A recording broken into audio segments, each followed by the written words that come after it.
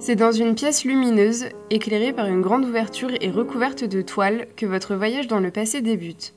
Vous voici arrivé en 1870 dans l'atelier du peintre impressionniste Frédéric Bazille, peint par lui-même. Il vous ouvre les portes de son atelier et va vous raconter son histoire. Je suis né en 1841 à Montpellier, pour ensuite m'installer dans la capitale en 1862 afin de suivre des études de médecine. En parallèle, je passe une majeure partie de mon temps à l'école des beaux-arts à peindre.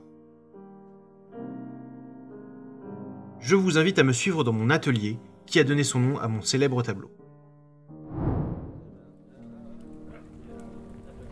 À mes débuts, je me lie d'amitié avec Monet, Renoir et Sisley, qui partagent mon admiration pour Manet. Nous sommes tous présents dans cet atelier avec vous. Regardez le jeune homme, une palette à la main, à côté de la grande toile. Il s'agit bien de moi.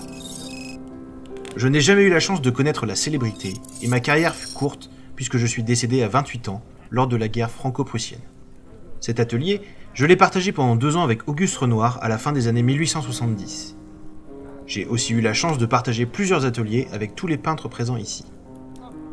Face à la toile, vous pouvez voir Manet. Il m'a beaucoup inspiré et c'est aussi devenu un grand ami. Dans ce groupe de 3 amis, il n'est pas évident de différencier les acteurs du tableau, et ma mémoire n'est plus assez bonne pour savoir avec exactitude qui sont les personnages. J'espère qu'ils ne m'en voudront pas. Derrière Manet, il peut s'agir de Claude Monet ou encore de Zacharie Astruc. Cette imprécision est due au fait que je n'arrivais déjà pas à les reconnaître dans la vraie vie. Entendez-vous la douce mélodie du piano ? Portez votre regard sur l'homme en train de jouer. Il s'agit d'Edmond Maître, un grand collectionneur d'art, mais surtout un ami très proche, avec qui je partage ma passion pour Wagner ou encore Schumann. D'ailleurs, avez-vous reconnu cette mélodie ? C'est la plus célèbre création de Wagner, la chevauchée des Valkyries.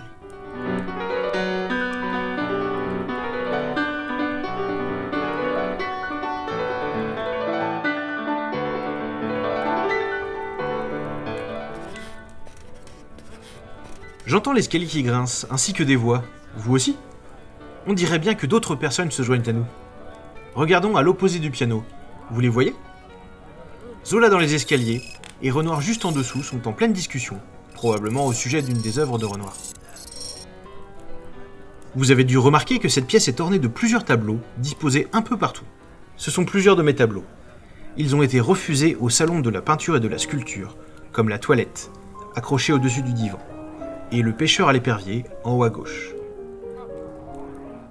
Un paysage avec 2 personnages a été refusé à Renoir au salon de 1866. Il l'a détruit peu de temps après. Le salon de la peinture et de la sculpture était une manifestation artistique qui eut lieu à Paris jusqu'en 1880. C'était une exposition de plusieurs artistes sortis des beaux-arts. Beaucoup de nos œuvres n'ont jamais été acceptées au salon car elles n'étaient pas conformes avec l'art réaliste de l'époque. C'était le début de l'impressionnisme. L'impressionnisme est ensuite devenu un courant à part entière et le Salon des artistes français a vu le jour. L'année 1897 entérine ainsi la défaite de l'Académie des Beaux-Arts.